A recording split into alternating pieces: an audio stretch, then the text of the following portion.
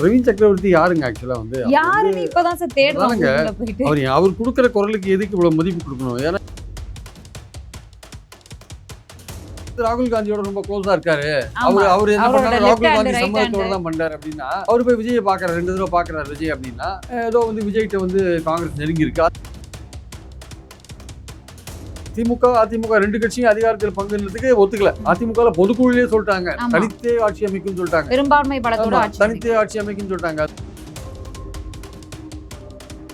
ஸ்டாலின் ரொம்ப தெளிவா சொல்றாங்க, எங்க அப்பா காலத்திலயும் இது பண்ணதில்லை, எங்க காலத்திலயும் பண்ண மாட்டேன், அதனால ஆட்சியில பங்கு எதிர்கட்சியில உட்காரத்து கூட ரெடியா இருக்கேன் அளவுக்கு சொல்றாங்க. அதெல்லாம் கிடையவே கிடையாது. நான் யாரையும் வெளியில் போக மாட்டேன், எல்லாரும் வாங்க உரிய கௌரவம் தான் கொடுக்குறேன். ஆனா அதுக்கு என்ன மிரட்டி நீங்க சீட்டு வாங்குறது, ஆட்சியில பங்கு வாங்குறது அதெல்லாம் வந்து கிடையாது. விஜயோட பாஜக எதிர்ப்பு என்ன ஆக்சுவலா ஒண்ணுமே கிடையாது. வெறும் கொள்கை எதிர்ப்பு சொல்லிட்டு பேசாம இருக்காரு தவிர சூழல் மேல அட்டாக் நடந்தது கூட அவர் கண்டிக்கல அவர் ஆக்சுவலா. அதனால வந்து மகாத்மா காந்தி ஊரக அதை பத்தி ஒண்ணு கண்டுக்கல. திருப்பரங்குன்ற விஷயத்துல வாய மூடி கம்முன்னு இருக்காரு.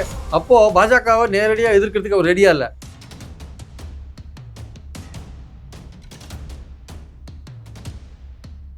நேயர்களுக்கு வணக்கம். நிகழ்ச்சியில் சிறப்பு விருந்தினராக மூத்த பத்திரிகையாளர், அரசு விமர்சகர் திரு பிரியன் சார் இணைந்திருக்கிறார். பேசலாம். வணக்கம் சார். என்னதான் நடக்குது காங்கிரஸ்குள்ள, என்னதான் நடக்குது? ஏன்னா நம்ம பேசக்கூடிய நேரத்துல செயற்குழு கூட்டம் ஆரம்பமாயிடுச்சு. காங்கிரஸ் செயற்குழு கூட்டம் இங்க சத்தியமூர்த்தி பவன்ல நடைபெறுகிறது. காங்கிரஸ்ல இருந்து எதிர்கருத்துக்கள், திமுக கூட்டணி வேணுமா, ஆட்சியில் அதிகாரத்திலும் பங்கு வேணும், அதாவது திமுக கூட்டணி வேணாம் அப்படிங்கிறது அப்ரக்டிவா வரல. திமுக மதிக்கிறது இல்ல, நம்ம வாக்குகளை மட்டும் பெற்றிருக்கிறாங்க, ஆட்சியில் அதிகாரத்துல பங்கு கேட்கணும், அதிக தொகுதிகள் கேட்கணும், அமைச்சர் துறைகள் இது கேட்கணும் அப்படின்னு சொல்லிட்டு அந்த மாதிரி குற்றச்சாட்டுகள் தான் வந்துச்சு. திமுக வேணான்ற வார்த்தை வரல, தாவேக்காவோட போவோம் உறுதியான்ற வார்த்தைகளும் வரல. இந்த முரணுக்கு போறாங்க, தலைமையை சந்திச்சு பேசிட்டு வந்துட்டாங்க. இன்னைக்கு செயற்குழு கூட்டம் நடைபெறுது. இதற்கு பிறகு ஏதாவது அறிவிப்பு அபிஷியலா வருமா? ஏன்னா தலைமையும் அபிஷியலான அறிவிப்பை கொடுக்கல. நம்ம திமுகவோடு தான் போறோம், இந்த தேர்தலை சந்திக்க போறோம், எல்லாம் அமைதியா இருங்கன்னு சொல்லல. பொது வெளியில எந்த கருத்துக்களையும் தெரிவிக்காதீங்கன்ற முடிவு தான் தலைமை சொல்லியிருக்கு. சோ இந்த செயற்குழு கூட்டத்திற்கு பிறகு அறிவிப்புகளை எதிர்பார்க்கலாமா? இல்ல, இந்த தமிழ்நாடு காங்கிரஸ் நடக்கிற செயற்குழுக்கு அப்புறம் அறிவிப்புகள் எதிர்பார்க்க முடியாது. ஏன்னா மேலிடத்துக்கிட்ட பொறுப்பு ஒப்படைச்சிட்டாங்க கூட்டணி சம்பந்தமா. ஸோ இது வந்து லோக்கல்ல வந்து எப்படி எலெக்ஷனை ஃபேஸ் பண்றது, பிரச்சார குழு, அந்த குழு, இந்த குழு, இப்போ மாநில தலைவர்கள் பல பேரை மாத்திருக்காங்க. 71 மாவட்ட தலைவர்களை மாத்திருக்காங்க. இந்த மாதிரி விஷயம் அதுக்கு ஒரு கருத்து வேற சொல்லியிருக்காரு பிரவீன் சக்கரவர்த்தி. வேறு எந்த கட்சிக்கும் அடிபணியாத நபர்களை மாவட்ட செயலாளர்களாக தலைவர்களாக போட்டிருக்கோம் அப்படின்ற ஒரு கருத்து. இல்ல, அப்படி நடந்துக்கணும்னு சொல்றாரு ஆக்சுவலா. வேற ஒரு எதிர்கட்சிக்கு நீங்க வந்து வேற ஒரு கட்சிக்கு அடிமையா இல்லாதபடி நடந்துக்கோங்கன்னு சொல்றாரு ஆக்சுவலா. அவரு பிரவீன் சக்கரவர்த்தி யாருங்க ஆக்சுவலா வந்து யாருன்னு இப்பதான் சார் தேடுறாங்க. அவர் கொடுக்குற குரலுக்கு எதுக்கு இவ்வளவு மதிப்பு கொடுக்கணும்? ஏன்னா இவரே சொன்னார், கிரீஷ் சோடங்கர் சொன்னார், யாரோ வந்து யாரோடைய டிஃபன் சாப்பிட்டு போனா அது நாங்க என்ன பண்ண முடியும், இட்லி சாப்பிட்டாருன்னா காஃபி குடிச்சாருன்னா அதுக்கு நான் எப்படி காங்கிரஸ் சம்பந்தப்பட முடியும்னு கேட்டாரா இல்லையா கிரீஷ் சோடங்கர்? மேலிட பிரதிநிதி கேட்டாரா இல்லையா? பிரதீப் கேட்டா அவர் வந்து ராகுல் காந்தியோட ரொம்ப க்ளோஸா இருக்காரு. அவர் என்ன பண்ணாரு, ராகுல் காந்தி சம்பந்தத்தோட தான் பண்றாரு அப்படின்னா அவர் போய் விஜயை பாக்குறாரு, 2 தடவை பாக்குறாரு விஜய் அப்படின்னா அது ஏதோ வந்து விஜய்கிட்ட வந்து காங்கிரஸ் நெருங்கி இருக்கு. அந்த நேரத்துல மாணிக் தாக்கூர் ஜனநாயகனுக்கு ஆதரவான அகில இந்திய தேர்தல் வியூக வகுப்பாளர்னு கொடுத்துருக்காங்க காங்கிரஸ்ல. சோ அது ஒரு இம்பார்ட்டன்ட் கொடுக்குற இல்ல இருக்கலாங்க. அது வேற விஷயம். பட் பாயிண்ட் என்ன, தமிழ்நாட்டோட பாலிடிக்ஸ்க்கும் அவருக்கு என்ன சம்பந்தம் இருக்கு? தமிழ்நாட்டுல வந்து மேல பிரதிநிதியா ஒருத்தர் போட்டிருக்காங்க, அவர் வந்து ஒரு குழு போட்டிருக்காங்க திமுகவோட பேசுறதுக்கு. அது ஏதோ பேச்சுவார்த்தை நடத்த போதும், இன்னுமே நடத்தும். அது மாதிரிலாம் போயிட்டு இருக்கிற போது இவர் வந்து இவருடைய செயல்பாடுகள்னால தமிழ்நாட்டில் இருக்கிற காங்கிரஸ் வந்து திமுக எதிர்ப்பு மனநிலையில் இருக்குன்ற மாதிரியான ஒரு பிக்சரை நீங்க கிரியேட் பண்றீங்கல்ல. மாணிக் தாக்கூர் போன்றவர்களோ இல்லை வந்து KS அழகிரி போன்றவர்களோ அதிகாரத்துல பங்கு வேணும் அப்படின்ற ஒரு விஷயம். இப்போ விஜய் அரசியலுக்கு வந்து தமிழ்நாட்டு அரசியலில் வந்த பிறகு என்ன சேஞ்ச் வந்திருக்குன்னா பைபோலர் பாலிடிக்ஸ்ல இருந்து ஒரு ஷிஃப்ட் வருமா அப்படின்ற ஒரு கேள்வி வந்திருக்கு. பங்கு அப்படின்னு அவர் சொன்ன விஷயம் வந்து எல்லாருக்கும் வந்து சின்ன சின்ன கட்சிகளுக்கு இப்போ ஒரு பெரிய விஷயமா இருக்கு ஆக்சுவலா. எல்லாரும் இப்போ கூட்டணி ஆட்சி தான், ஒரு கூட்டணி ஆட்சி, தினகரன் முதற்கொண்டு, பிரேமலதா முதற்கொண்டு, அன்புமணி முதற்கொண்டு, எல்லாருமே ராமதாஸ் முதற்கொண்டு எல்லாமே என்ன சொல்றாங்க, கூட்டணி ஆட்சி வரும் தமிழ்நாட்டில் அப்படின்னு தான் சொல்றாங்க. என்ன திமுக அதிமுகவுக்கு தனி மெஜாரிட்டி வராதுன்றது எல்லாம் தெளிவா இருக்காங்கன்ற மாதிரி பேசுறாங்க. என்னன்னா விஜய் வந்து ஓட்ட பிரிப்பாரு, 2 கட்சியும் ஸ்பாயில் பண்ணி தனி மெஜாரிட்டி வர விடாது. இப்ப நடக்கிற விஷயங்கள்லாம் பார்த்தா விஜய் எந்த அளவுக்கு ஆக்டிவா வருவார் தெரியாது. ஏற்கனவே இருந்த விஷயங்களை சொல்றோம், நேற்று வரையும் இருந்த விஷயங்கள் அப்படிதான் இருந்தது ஆக்சுவலா. விஜய் வந்து ஸ்பாயில் பண்ணுவாரு அப்படின்னு அந்த அடிப்படையில் எல்லாரும் கூட்டணி ஆட்சி, உடனே எல்லாரும் அதிகாரத்தில் பங்குன்னு விஜய் சொல்றதுனால உடனே எல்லாருக்கும் ஒரு ஆசை, அதிகாரத்தில் பங்கு வேணும் அப்படின்ற ஒரு ஆசை. இந்த இது வந்து திமுக அதிமுக 2 கட்சியும் அதிகாரத்தில் பங்குன்றதுக்கு ஒத்துக்கல. அதிமுக பொதுக்குழுலே சொல்லிட்டாங்க, தனித்தே ஆட்சி அமைக்கும் சொல்லிட்டாங்க, பெரும்பான்மை பலத்தோட தனித்தே ஆட்சி அமைக்கும் சொல்லிட்டாங்க. அந்த கூட்டணி ஆட்சி, என்டிஏ கூட்டணி ஆட்சி அமித்ஷா சொல்றதே அவங்க ஒத்துக்கல. அவங்க ஆக்சுவலா சொல்லலன்றாங்க, மறுக்கறாங்க. அமித்ஷா தொடர்ந்து சொல்லியிருந்தாரு. புதுக்கோட்டையில வந்து அமித்ஷா சொன்னாரு, என்டிஏ கூட்டணி ஆட்சின்னு சொல்லிட்டு தானே போனாரு. ஒருவேளை அவங்களுக்கு காது சரியா கேட்கலையும் அதிமுக இருக்கிறவங்களுக்கு. அது என்டிஏ ஆட்சின்னு புதுக்கோட்டையில மேல பழி போட்டுருவாங்க. ஆமா, டிரான்ஸ்லேட்டர் மேல பழிய போட்டுருது. அவருக்கு ஹிந்தியில சொன்னதுனால உடனே உங்க டிரான்ஸ்லேட்டர் மேல பழிய போட்டுருவாங்க. டெல்லியில இருந்து பாக்குற பார்வையே என்டிஏ கூட்டணி ஆட்சி தாங்க. இப்ப தினகரனை வந்து பாஜகக்குள்ள கொண்டுறணும்னா அது என்டிஏ கூட்டணி ஆட்சின்னு சொல்லி தான் கொண்டுறாங்க. நீங்க எடப்பாடியை பத்தி கவலைப்படுறீங்க, இது என்டிஏ கூட்டணி ஆட்சி தானே அப்படி சொல்லி அவர் உள்ள இருக்க பாக்குறாங்க. சிஎம் கேண்டிடேட்டே என்டிஏல இருந்து ஒருவர் தேர்ந்தெடுக்கப்படுவார் தானே அப்படின்னு தான் சொல்றாங்க. அதனால தினகரன் எப்படி கன்வின்ஸ் பண்ணி பாஜக உள்ள சேர்க்க ட்ரை பண்றாங்க. இல்லங்க, இது வந்து என்டிஏ ஆட்சி தாங்க, நீங்க பழனிசாமி சிஎம்னு அந்த பாயிண்ட்ல நீங்க வரீங்க, நம்ம தேர்தலுக்கு அப்புறம் பாத்துக்கலாங்க அப்படி சொல்லி தான் உள்ள இழுக்கிறாங்க. ஆனா தினகரன் மசிவாரா இல்லையா போவாரான்றத பொறுத்து வந்து பாக்கணும். கிட்டத்தட்ட போற மாதிரியான சுச்சுவேஷன் இருக்கிறத பாக்குறோம். ஆனா நமக்கு என்னன்னா, காங்கிரஸ் வந்து அந்த மாதிரியான ஒரு விஷயத்தை பிடிச்சிட்டு அதிக இடங்களை திமுக கேட்கற மாதிரியான ஒரு விஷயத்தை கையில் எடுக்கிறாங்க. உண்மையிலேயே காங்கிரஸ் மேல அக்கறை கொண்டு 2 விஷயம் இருக்கு. ஒண்ணு வந்து தாவேகா பக்கம் போறதுன்ற மாதிரியான ஒரு தோற்றம், ஜனநாயகனுக்கு ஆதரவா ட்வீட் போடுறது, ராகுல் காந்தி முதற்கொண்டு ட்வீட் போடுற விஷயங்கள்லாம் பார்க்கும்போது அது வந்து திமுகவை மிரட்டி அதிகமான இடங்கள் வாங்குறதுக்கான ஒரு விஷயமோ, இல்ல ஆட்சியில பங்கு அப்படின்னு கமிட் பண்ண வைக்கிறதுக்கான ஒரு விஷயமா பாக்குறதா, இல்ல ஒட்டுமொத்த காங்கிரஸ் நலனுக்காக தமிழ்நாட்டுல காங்கிரஸ் ஆளுங்கட்சியா வரப்போறது இல்ல. அதனால பாண்டிச்சேரியிலையும் விஜய் கேரளாலையும் ஒரு ட்ரை பண்ணி பார்த்தா ஆளுங்கட்சியா வரதுக்கான வாய்ப்புகள் இருக்கு. அப்போ இந்த 3 ஸ்டேட்லயும் ஒன்னா எலெக்ஷன் நடக்கும்போது நம்ம ஏன் வந்து கேரளாவுல நடிகருக்கு ஓட்டு போட மாட்டோம்ன்ற ஒரு ஓட்டு போட மாட்டோம்னு ஒரு ஆட்டிடியூட் இருக்குங்க. கேரளா மக்கள் வந்து நடிகர்களுக்கு ஓட்டு போட மாட்டாங்க. இருந்தாலுமே வந்து எல்லாமே மாறிட்டு தான் இருக்கு. கேரளா மைனாரிட்டிஸ் வந்து பாஜக ஓட்டு போட மாட்டாங்கன்னு சொன்னாங்க. இப்ப கேரளால வந்து கிறிஸ்டியன்ஸ் வந்து ஓரளவுக்கு பிஜேபி ஓட்டு போடுறாங்க. ஒரு கிறிஸ்துவ மந்திரியே இருக்கார், மத்திய மந்திரி சபையில கேரளாவை சார்ந்த கிறிஸ்துவ ஒருத்தர் மந்திரியாவே இருக்கார்.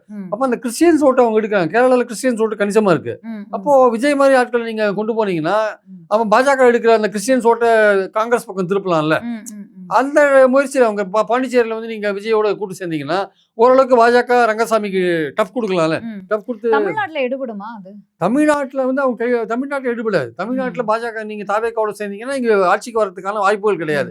நீங்க ஸ்பாயில் பண்றதுக்கான வாய்ப்புகள் இருக்கு. காங்கிரஸும் 18 எம்எல்ஏக்கள் மீண்டும் வரதுக்கான வாய்ப்பே கிடையாது. ஆனா அவங்க நினைக்கிறாங்க மற்ற 2 மாநிலங்கள்ல ஆளுங்கட்சியா வரதுக்கான வாய்ப்புகள் பிரகாசமா இருக்கும்போது தமிழ்நாட்டில் வராதுக்கான ஒரு சூழ்நிலை இல்லாத போது நம்ம இதை கொஞ்சம் பின்னாடி தள்ளி போட்டு 26ல என்ன விஜய்க்கு செல்வாக்கு இருக்குன்னு தெரிஞ்சிடும் நமக்கு. 29ல பார்லிமெண்ட் எலெக்ஷன் அப்போ பார்த்துக்கலாம். நம்ம இந்த எலெக்ஷன்ல ஒரு ட்ரை பண்ணி பார்த்து அந்த ஆளுங்கட்சியா வர வாய்ப்புள்ள 2 மாநிலத்தில் நம்ம ட்ரை பண்ணி பார்க்கலாமேன்னு ஒரு எண்ணம் இருக்கு. அதே சமயம் தாவேக்காவோட போறோம் சொன்னதுனால இவங்க கொஞ்சம் அதிகமான சீட் கொடுத்தாங்கன்னா அந்த பிளானையும் அப்படியே விட்டுட்டு நம்ம அதிகமான சீட்டு ஆட்சியில பங்கு அப்படின்ற விஷயத்துக்கு ஒத்துனாங்கன்னா இதுக்கு போலான்ற ஒரு எண்ணமும் இருக்கு. இனிமே திமுக அதிகமான சீட்டு குடிக்குமா இல்ல காங்கிரஸ் வந்தா வாங்கன்னு குறைச்சலான சீட்டு? ஆட்சியில பங்குன்றது ரூல் அவுட். இனிமே திமுக ஆட்சியில பங்குன்றது காங்கிரஸ் கிட்ட ஒத்துக்க மாட்டாங்க. எந்த கட்சியும் ஒத்துக்க மாட்டாங்க. அதிமுக இரண்டுமே அது வந்து ஸ்டாலின் ரொம்ப தெளிவா சொல்றாங்க, எங்க அப்பா காலத்திலயும் இது பண்ணதில்லை, எங்க காலத்திலயும் பண்ண மாட்டேன், அதனால ஆட்சியில பங்கு எதிர்கட்சியில உட்காரத்து கூட ரெடியா இருக்கன்ற அளவுக்கு சொல்றாரு அவரு. அதெல்லாம் கிடையவே கிடையாது. நான் யாரையும் வெளியே அனுப்ப மாட்டேன், எல்லாரும் வாங்க உரிய கௌரவம் எல்லாம் கொடுக்குறேன். ஆனா அதுக்குன்ட்டு என்ன மிரட்டி நீங்க சீட்டு வாங்குறது, ஆட்சியில பங்கு வாங்குறது அதெல்லாம் வந்து கிடையாது. நான் தனித்தே மெஜாரிட்டி வந்தா நாங்க அவங்க என்ன கேட்கறாங்க, தனித்தே மெஜாரிட்டி வந்தாலும் கொடுக்கணும்ன்றாங்க. ஆந்திரா மாடல்ல கொடுக்கணும்ன்றாங்க. யாரு பாஜக அதிமுக அப்படிதான் கேட்கறாங்க. காங்கிரஸும் அதனால அப்படிதான், நீங்க தனித்தே வந்தா கூட எங்களுக்கு நீங்க கொடுக்கணும்ன்றாங்க. அந்த கதையே வேண்டாம். ஒரு இழுபறியா இருந்தா வேணா கொடுக்கலாமே தவிர தனித்தே நாங்க வந்தோம்னா உங்களுக்கு கிடையவே கிடையாது அப்படின்றது 2 கட்சியும் தெளிவா இருக்காங்க. அதனால அந்த விஷயத்துல வந்து அதிமுகவுக்கும் பாஜகவுக்கும் மோதல் கண்டினியூ ஆயிட்டு இருக்கு, திமுகவுக்கும் காங்கிரஸுக்கும் மோதல் கண்டினியூ ஆயிட்டு இருக்கு. ஆனால் கடைசியில எல்லாமே வந்து ஆட்சியில் பங்குன்றதை விட்டுட்டு சீட்டு மட்டும் அதிகமாக கொடுத்தாங்கன்னா, கொஞ்சம் 25 30 கொடுத்தாங்கன்னா ஒத்துட்டு போறதுக்கான வாய்ப்பு இருக்கு. இல்ல அதுவும் வேண்டாங்கன்னா, இல்ல காங்கிரஸோட நலன்ல உண்மையிலேயே அவங்க காங்கிரஸ் காங்கிரஸ்க்கு 30 தொகுதிகள் திமுக ஒதுக்குனா கூட திமுகவுக்கு தான் அது சிரமம். ஏன்னா திமுகவினர் 30 தொகுதியை திமுகவுக்கு கொடுத்தா இல்ல அந்த 5 தொகுதியா திமுக கொடுத்தா திமுக குஷியா வேலை செய்வாங்க திமுக தொண்டர்கள். காங்கிரஸுக்கு இன்னும் 5 தொகுதியை எக்ஸ்ட்ரா கொடுத்தா கடுப்புல அவங்க வேலை செய்வாங்களான்றதே தெரியாத. காங்கிரஸ் மட்டும் அதிக தொகுதி கேக்குது, விசிக கேக்குறாங்க, சிபிஐ கேக்குறாங்க. இணக்கமா இருக்காங்க ஆட்சியில் அதிகாரத்துல கொள்கையா இருந்தா கூட இப்போதைக்கு அந்த சூழல் இல்ல, அந்த சூழலை வளர்த்து கொண்டு கேட்போம் அப்படின்றாங்க. இல்லங்க அவங்க அதிகமான சீட் கேக்குறாங்கல்ல, இவங்க எல்லாருமே கேட்கறாங்கல்ல, எம்டிஎம்கே கேட்கறாங்க, திமுகவோட சிபிஐ இணக்கமா வேலை செய்யறாங்க. ஆனா ஆமா. இவங்க அந்த இணக்கம் இல்லையே. இவங்க இணக்கம் இல்லாதனால கீழ் லெவல் 5 சீட் அதிகமா கொடுத்தாலும் தோத்துருவாங்கன்னு சொல்றீங்க. கீழே திமுக காரன் வேலை செய்ய நான் மாட்டான். சொல்லல, கேக்குறேன். இல்ல திமுக காரங்க வேலை செய்ய மாட்டாங்க. திமுக காரங்க வேலை செய்ய மாட்டாங்கிறது உண்மை. இது மாதிரிலாம் நீங்க இல்ல, பிரச்சனை இவ்வளவு பண்ணிட்டு பேசிய பிறகு பிரச்சனை செய்வாங்களா? இவ்வளவு பிரச்சனை பண்ணிட்ட பிறகு நீங்க ஆமா. போனீங்கன்னா எப்படி அவங்க மாணிக்கம் தாகூர் அவர்களுடைய அந்த பேச்சுக்கள் வந்து ஒரு தர டிக்கெட் லோக்கலுக்கு இறங்கின இல்ல அளவுக்கு அவர் ஒரு வந்து வார்த்தைகளை எல்லாம் பயன்படுத்தி ஜனநாயகத்துக்கு ஆதரவா அல்ற சுட்டு சில்றைகள்ன்ற போட்டாலும் வார்த்தைகளை பரவாயில்லைங்க. எல்லாம் அவர் பயன்படுத்தி இல்ல ஜனநாயக ஆதரவா சுட்டு போட்டாலும் பரவாயில்ல, பராசக்தி மோசம்னு சுட்டு போடுறாரு அவரு. அந்த இது ஏன் அவருக்கு வருது? ஒரு வரலாற்று படம் ஒண்ணு அது பராசக்தி, அதையே மோசம்னு சுட்டு போடுறீங்க. அதுல காங்கிரஸ் மேல ஒரு குற்றச்சாட்டுகள்லாம் இருக்கு, அது வரலாற்றில் நடந்தது. இப்போ எமர்ஜென்சியை பத்தி படம் எடுத்தா நீங்க இந்திரா காந்தியை பத்தி குறை சொல்லாத இருப்பீங்களா? குறை சொல்லி தான் படம் எடுப்பீங்க. அது வரலாறு, தப்பிக்க முடியாது. இப்போ அயோத்தியா பாபர் மசூதியை பத்தி எடுத்தா இடிச்சது அத்வானி தலைமையில தான் இடிச்சாங்கன்னு சொல்லாத இருக்க ஆமா, முடியுமா? ஆமா. அதை சொல்லாத போனா வரலாறு இல்ல. பாஜக சில படம்லாம் எடுக்கிறாங்க வலதுசாரிகள், அதுல கம்ப்ளீட்டா பொய்யெல்லாம் எழுதுறாங்க. கேரளா ஸ்டோரி, காஷ்மீர் ஃபைல்லாம் போடுறாங்க. அதெல்லாம் நிறைய பொய்கள் சொல்றாங்க, சென்சார் அலோவ் பண்றான். பாஜக இப்போ ஒரு விஷயத்தை பிடிச்சிட்டானுங்க, அதாவது திரையுலகத்தை வந்து பிடிக்கணும் அப்படின்னு பிடிச்சிட்டாங்க. அதுல இப்போ கான்சென்ட்ரேட் பண்ணி பிடிக்கிறாங்க. தனக்கு எதிராக கருத்துக்கள் கொண்ட படத்தை முடக்கணும், தனக்கு ஆதரவான கருத்துக்கள் கொண்ட படத்தை அது பொய்யா இருந்தாலும் பரவாயில்ல வெளியில விடணும். அதான் ஏன்னா திரையுலகம் பெரிய பாதிப்பு உண்டாகுதுன்னு புரிஞ்சுருந்தா அவங்க அதுக்குள்ள கான்சென்ட்ரேட் பண்றாங்க. இப்போ அந்த சென்சார் போர்டு எல்லா விஷயங்கள்லாம் இவர் ஸ்டாலின் சொன்ன விஷயம் கரெக்ட் தான். ஐடி, இடி, சிபிஐக்கு அப்புறம் சென்ட்ரல் சென்சார்ஸை வந்து ஒரு ஆயுதமாக கையில் வச்சிருக்காங்கிறது உண்மைதான். ஸோ அது ஒரு பக்கம் இருக்கட்டும், அது தனி சப்ஜெக்ட். அது ஆக்சுவலாக அப்படி பார்க்கும்போது இப்போ காங்கிரஸுக்கு உண்மையிலேயே அக்கறை என்ன ஆக்சுவலாக? அது ஆட்சியில் பங்கு அதிக இடங்கள் தான் அக்கறையா, இல்லை கேரளா பாண்டிச்சேரியில் ஆட்சிக்கு வரணும், இந்த தடவை இந்த எலெக்ஷனை பயன்படுத்திட்டு விஜயை யூஸ் பண்ணிட்டு அங்கே வரலாம், நம்ம தமிழ்நாட்டை பற்றி பார்க்கலாம், 29 பார்க்கலாம், நமக்கு வந்து எலெக்ஷன் எம்பி எலெக்ஷன் தான் முக்கியம், ஸோ 26 விஜய் செல்வாக்கு தெரிஞ்சிடும், கேரளாலையும் தெரிஞ்சிடும், பாண்டிச்சேரியிலையும் தெரிஞ்சிடும், அப்போ 29 நம்ம திமுகவோட நம்ம அட்ஜஸ்ட் பண்ணிக்கலாம் அப்படின்ற மாதிரியே எண்ணம் இருக்கான்னு தெரியல. ஆனால் காங்கிரஸ் அப்படி பிரிஞ்சு வந்ததுன்னா பாஜகவுக்கு கொண்டாட்டம், திமுகவுக்கு காங்கிரஸ் வந்தாலே பாஜகவுக்கு கொண்டாட்டம் தான். ஏன்னா அது பயங்கரமான ரெண்டு கூட்டணி, பிரிக்க முடியாத ஒரு கூட்டணியா இருந்து பிரிஞ்சிருச்சுன்னா அவங்களுக்கு சந்தோஷம். 9 இடங்கள் இங்கே தான் வின் பண்ணுறாங்க பார்லிமெண்ட்ல. அப்போ இனிமேல் அடுத்த வாட்டி அது இனிமேல் திமுகவும் என்ன நினைப்பாங்க, திமுக வந்து ஆன்டி பிஜேபி, இந்த திமுக அணியே ஆன்டி பிஜேபியில் தான் கட்டமைச்சிருக்கு. காங்கிரஸ் வந்து விஜய்கிட்ட போகிறதுக்கான வாய்ப்பே வந்து ரொம்ப குறைவேன்னா விஜயோட பாஜக எதிர்ப்பு என்ன ஆக்சுவலா? ஒன்றுமே கிடையாது, ஒன்றுமே கிடையாது. வெறும் கொள்கை எதிரின்னு சொல்லிட்டு பேசாமல் இருக்காரு தவிர கிறிஸ்துவர்கள் மேலே அட்டாக் நடந்ததை கூட அவர் கண்டிக்கல அவர் ஆக்சுவலா. ஸோ அதனால வந்து மகாத்மா காந்தி ஊரக வேலைவாய்ப்பு திட்டம் அதை பற்றியும் ஒன்றும் கண்டுக்கல, திருப்பரங்குன்ற விஷயத்தில் வாய மூடி கம்முன்னு இருக்காரு. அப்போது பாஜகவை நேரடியாக எதிர்க்கிறதுக்கு அவர் ரெடியாக இல்லை. அப்போ எந்த நம்பிக்கையில் இந்த காங்கிரஸ் அங்கே போகுது? அவர் ஆன்டி பிஜேபி, அவர் விஜய், அவர்கிட்ட போனால் நீங்கள் ஜெயிக்கிறதுக்கான வாய்ப்பு இருக்கா? எதுவுமே கிடையாது. அப்போ எதுக்கு அவர் பேரை கடைபிடிக்கிறீங்க? எதுக்கு அவர் பேரை யூஸ் பண்ணுறீங்க? அதிகமான சீட் வாங்குறதுக்கா, இல்ல உண்மையிலேயே அவரை பயன்படுத்தி நீங்க கேரளா இங்க தமிழ்நாட்டுல ஒரே ஒரு விஷயம் தான் சார். நீங்க 1000 கனவுகள் இருக்கட்டும், காங்கிரஸும் தாவேகாவும் ஒன்று சேர்ந்தால் வெற்றி கிடைக்குமா? ஒண்ணு. இன்னும் தேர்தல் அறிவிப்பே வர இருக்கு இன்னும் சில நாட்கள்ல. குறைவான நாட்கள் தான் இருக்கு, 3 மாசம் தான், 3 மாசம் கம்மியா தான் இருக்கு. இனி காங்கிரஸும் தாவேகாவும் ஒண்ணு சேர்ந்து காங்கிரஸினுடைய பிரச்சார வலிமை என்ன, அங்க தேர்தல் வேலைகள் எப்படிங்கிறது நல்லாவே தெரியும். தாவேகாவுக்கும் அது மிக பெரும் பலவீனம். அப்படி இருக்கும்போது இந்த 2 பலவீனமும் சேர்ந்து வாய்ப்பு இருக்கிறதா? இருக்காது, வாய்ப்பே கிடையாதுங்க. இவங்க ஸ்பாயில் பண்ணுவாங்க. திமுக வெற்றியே பல தொகுதிகளில் அது திமுகவுக்கு மிக பெரும் சவாலாக இருக்கும். ஆமா கண்டிப்பா. அதாவது ஒரு மைனாரிட்டி ஓட்ல ஒரு போர்ஷனை அவங்க எடுத்துன்னு போறதுக்கான வாய்ப்பு இருக்கு. ஓகே, மைனாரிட்டிலேயே ஒரு 7% முஸ்லீம்ஸ் இருக்காங்க, அவங்க ஓட்டு எடுக்கிறதுக்கு முடியாது. கிறிஸ்டியன்ஸ் ஓட்டை பிரிக்கிறதுக்கான வாய்ப்பு இருக்கு. அதுல வந்து நமக்கு சந்தேகம் இல்லை, கிறிஸ்டியன்ஸ் ஓட்டை பிரிக்கிறதுக்கான வாய்ப்பு இருக்கு. அதுல நான் வந்து அது ஓரளவுக்கு சாத்தியம் தான் நான் நினைக்கிறேன் ஆக்சுவலா. ஏன்னா சில கிறிஸ்தவர்கள்லாம் இப்போ வந்து ஜோசப் விஜய் மேல ரொம்ப ஒரு ஈடுபாடு காட்டுறாங்க. ஆனா அங்க கிறிஸ்தவர்கள் பாஜக அரசால தாக்கப்பட்டது, கொள்கை எதிரி பாஜக ஒண்ணுமே கண்டுக்கலையே, ஒண்ணுமே கண்டுக்கல.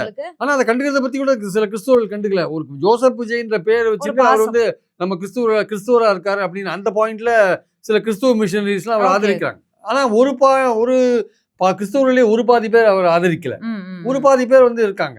காங்கிரஸும் அவங்க போயிட்டாங்கன்னா கண்டிப்பா ஒரு பாதி கிறிஸ்தவர்கள் அவர் ஆதரிப்பாங்க, அதுக்கு ஆதரிக்கிறதுக்கான வாய்ப்பு இருக்கு. ஆனா முஸ்லீம்கள் நிச்சயமா விஜய் ஆதரிக்கிறதுக்கான வாய்ப்பே கிடையாது. அதுவும் திருப்பரங்குன்றம் போன்ற விஷயங்கள் நடந்த பிறகு அவங்க திமுக முழுசா நம்புறது தான் உண்மையான விஷயம். ஆனால் அவங்க வந்து திமுக பக்கம் தான் இருப்பாங்க. அதனால கொஞ்சம் பாதிப்பு இருக்கும், திமுகவுக்கு கொஞ்சம் பாதிப்பு இருக்கும். ஆனால் திமுக என்ன நினைக்குது, தான் செஞ்ச சாதனைகள் மூலமாக ஓட்டு வாங்க முடியும்னு அவங்க நினைக்கிறாங்க. கீழே மைக்ரோ லெவலில் அவங்க வேலை செய்கிறாங்க, அதன் மூலமாக வின் பண்ண முடியும்னு நினைக்கிறாங்க. ஸோ இப்போ காங்கிரஸுடைய பாயிண்ட் என்ன? இப்போ காங்கிரஸுடைய பாயிண்ட் என்ன? அதிக சீட்டு வாங்குறது, அதிகாரம் வாங்குறது அப்படின்னா அதுக்கு திமுக ஒத்துக்க போகிறது இல்லை. அதிக சீட்டும் வந்து கொடுக்க போகிறாங்களா இல்லையான்னு தெரியாது.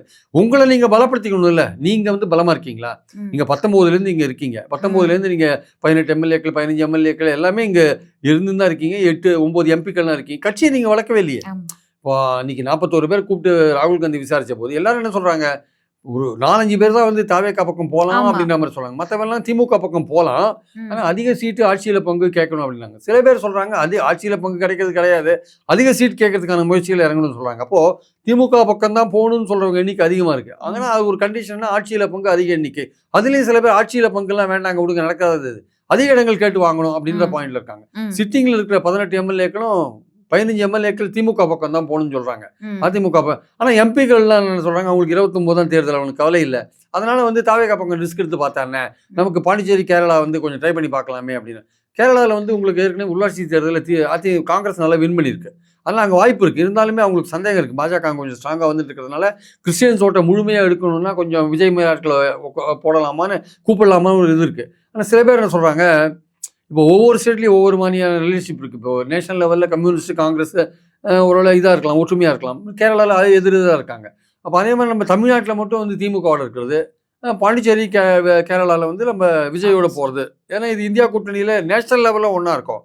இங்கே வந்து பிரிஞ்சிருக்கோம் அப்படின்னா தமிழ்நாடு கேரளா ரெண்டுமே ஒரே மாதிரியான ஓட் பேங்க் தான் திமுக அப்படி தான் பார்க்கும் அது ஆக்சுவலாக. அதனால் நீங்கள் அந்த மாதிரியான ஒரு ஸ்டாண்ட் எடுத்தீங்கன்னா திமுக ஒத்துக்க மாட்டாங்க. நீங்கள் வந்து கேரளா பாண்டிச்சேரியில் அப்படி இருந்தீங்கன்னா தமிழ்நாட்டிலையும் வேண்டாம்னு சொல்லிட்டு போயிடுவாங்க. ஸோ அதனால் வந்து இப்போ பாண்டிச்சேரிக்கு தமிழ்நாடுக்கு ஒரு ஃபார்முலா அப்ளை பண்ணி கேரளாவுக்கு மட்டும் விஜய் வச்சுக்கலாமா, அந்த மாதிரி ஆங்கிளில் ஒர்க் பண்ணலாமான்னு கூட காங்கிரஸில் இது பண்ணுறாங்க.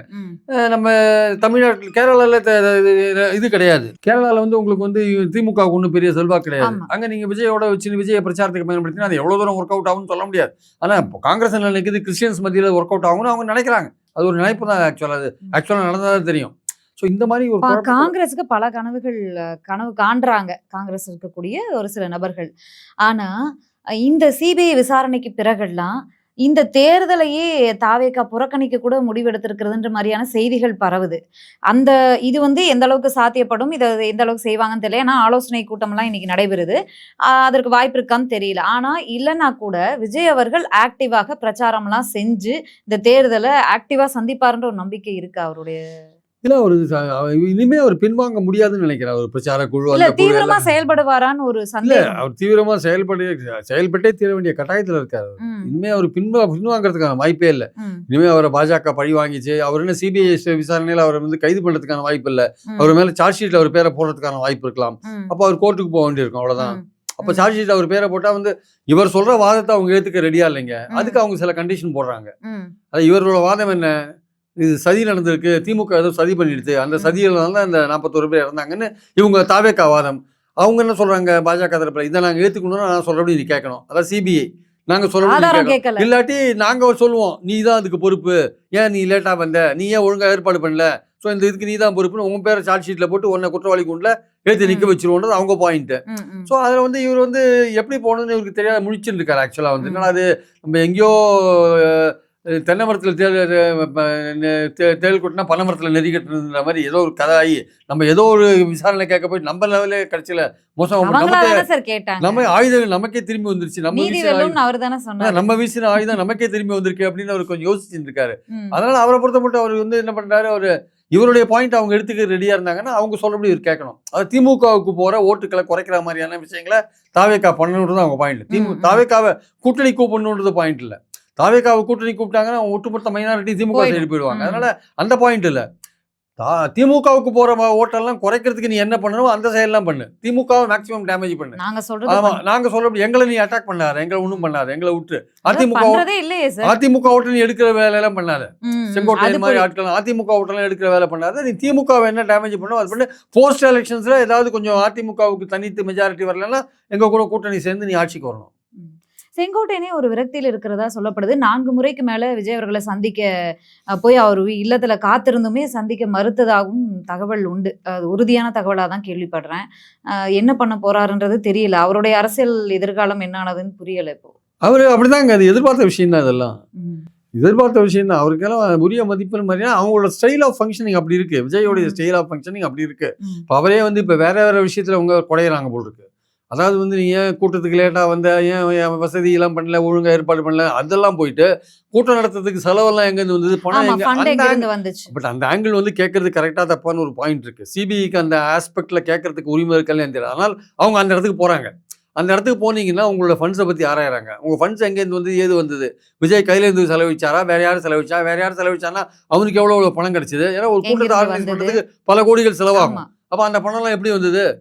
புதுசாக கட்சி தொடங்கின ஒரு கட்சிக்கு எப்படி ஃபண்ட்ஸ் வரும்? எங்கேருந்து வசூல் பண்ணீங்க? தொண்டர்கள்ட்ட வசூல் பண்ணீங்க? எவ்வளோ வசூல் பண்ணீங்க? கணக்காமிங்கன்னு அந்த ஆங்கிளில் போகிறாங்கல்ல.